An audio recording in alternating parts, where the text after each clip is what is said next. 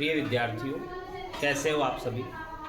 आज कक्षा 10 हिंदी विषय के अंतर्गत क्षितिज भाग 2 नाम की पाठ्यपुस्तक का जो अंतिम गद्य पाठ है उसके लेखक भदंत आनंद कौशल्यायन का लेखक परिचय हम आज पढ़ने वाले हैं। तो प्रिय विद्यार्थियों, आइए शुरू करते हैं इनका लेखक परिचय। देखिए विद्यार्थियों, इनका नाम भदंत आनंद कौशल्यायन है। जन्म इनका माना जाता है, दूसरे बिंदु के रूप में लिखेंगे 5 जनवरी 1905। स्थान इनका सोहना गांव है, जिला अंबाला और पंजाब के अंतर्गत, पंजाब प्रांत के अंतर्गत ये आता है। मृत्यु इनकी 22 जून 1988 मानी जाती है। विद्यार्थियों, 83 वर्ष की उम्र आयु इन्होंने प्राप्त की थी। प्रिय विद्यार्थियों, कुछ चीज़ों को विशेष रूप से हम यहाँ पर पढ़ेंगे, वो बौद्ध धर्म को लेकर के पढ़ेंगे। और इनके बारे में जब कहा जाएगा तो यह है कि ये प्रसिद्ध बौद्ध भिक्षु थे, गांधी के भक्त थे, साहित्यकार थे और पाली भाषा के मूर्धन्य विद्वान और लेखक ये माने जाते हैं। तो कुछ चीज़ें आपको याद रखनी है जब भी इनका लेखक परिचय लिखेंगे। तो बौद्ध भिक्षु, गांधी जी के भक्त माने जाते हैं और पाली भाषा के मूर्धन्य विद्वान और लेखक माने जाते हैं और प्रसिद्ध साहित्यकार ये माने जाते हैं। विद्यार्थियों, 20वीं सदी में बौद्ध धर्म के सर्वश्रेष्ठ क्रियाशील व्यक्तियों में इनकी गिनती की जाती है। इनके पिता का नाम रामशरण दास था। बचपन का नाम इनका हरिनाम दास बताया जाता है। श्रीलंका में जाकर के ये बौद्ध भिक्षु हुए थे। इन्होंने जातक कथाओं के 6 खंडों में पाली भाषा से हिंदी में अनुवाद इन्होंने किया है। विद्यार्थियों, यहाँ आपको बताया जाएगा कि जातक कथाएं क्या हैं, बौद्ध भिक्षु क्या है।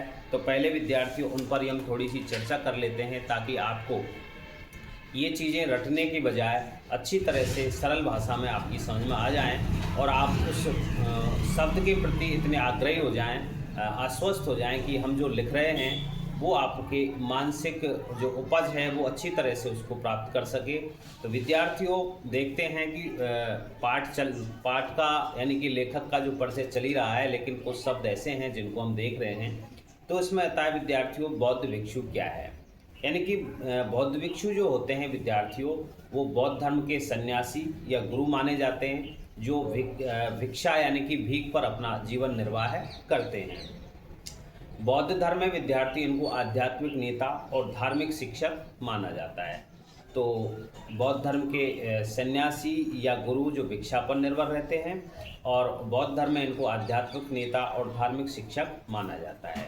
दूसरी चीज़ विद्यार्थी इसमें आती है जातक कथाएं। तो जातक कथाएं क्या हैं विद्यार्थियों? बौद्ध धर्म से जुड़ी हुई कहानियों का संग्रह ये बौद्ध जातक कथाएं मानी जाती हैं। ये कहानियाँ बौद्ध धर्म के जो संस्थापक हैं गौतम बुद्ध, उनकी पिछले जन्मों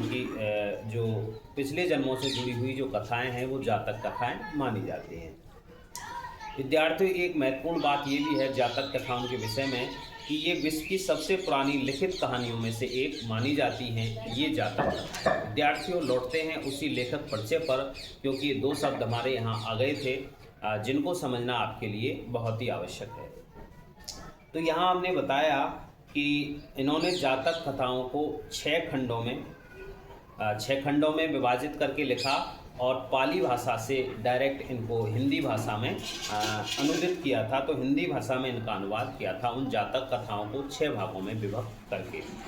आगे देखिए, बौद्ध भिक्षु के रूप में इन्होंने देश विदेश का भ्रमण किया था और वहीं से इनको ज्ञान की प्राप्ति हुई थी और काफ़ी भ्रमण किया था। बौद्ध धर्म के प्रचार प्रसार के लिए इन्होंने अपना सारा का सारा जीवन है वो समर्पित कर दिया समाज के लिए, देश के लिए। तो यहाँ एक बिंदु के रूप में विद्यार्थियों लिखेंगे कि बौद्ध धर्म के प्रचार प्रसार के लिए इन्होंने अपना सारा जीवन समाज सेवा में व्यतीत कर दिया था। आगे देखते हैं कि गांधी जी के साथ ये लंबे अरसे तक, अर्थात लंबे समय तक और वर्धा में रहे। वर्धा विद्यार्थियों महाराष्ट्र में स्थित है। तो लंबे समय तक ये गांधी जी के साथ वर्धा में रहे थे। विद्यार्थियों, हिंदी भाषा के जो विकास का जो कार्य था उनसे भी ये संबद्ध रहे और हिंदी के विकास की जो प्रमुख संस्थाएं हैं वहाँ जैसे कि हिंदी साहित्य सम्मेलन जो कि प्रयाग में, और राष्ट्रभाषा प्रसार समिति जो कि वर्धा में, इन दोनों संस्थाओं के माध्यम से, दोनों संस्थाएं कौन सी हैं विद्यार्थियों, एक तो है हिंदी साहित्य सम्मेलन और दूसरा है राष्ट्रभाषा प्रसार समिति वर्धा। इन दोनों के माध्यम से देश और विदेश दोनों में हिंदी भाषा के प्रचार प्रसार का महत्वपूर्ण कार्य भी इन्होंने किया है। विद्यार्थियों 20 से अधिक पुस्तकें इनकी प्रकाशित हुई हैं और जिनमें 7 पुस्तकों को प्रमुख रूप से लिया गया है। तो उन पुस्तकों के नाम विद्यार्थियों आपको याद रखने हैं। पहला जो इनकी पहली पुस्तक है वो भिक्षु के पत्र, दूसरा है जो भूल न सका, तीसरा है आह ऐसी दरिद्रता, चौथा है बहानेबाजी, पांचवी पुस्तक है यदि बाबा न होते, छठी पुस्तक आता है रेल का टिकट, और सातवीं पुस्तक के रूप में इनकी जो गिनती की जाती है वो है कहाँ क्या देखा। तो प्रिय विद्यार्थियों, ये था भदंत आनंद कौशल्यायन का लेखक परिचय, जो आपको बार बार सुनना है, याद रखना है, और इसी प्रकार से हम अच्छे अंक प्राप्ति की ओर जो लेखक परिचय से संबंधित आता है उसमें हम अग्रसर होंगे। आगे वीडियो के साथ पुनः मिलते हैं, और वो वीडियो होगा विद्यार्थियों आपका इनके जो लिखा हुआ जो निबंध है संस्कृति, उसका जो पाठसार है और महत्वपूर्ण जो प्रश्नोत्तरों पर चर्चा की जाएगी।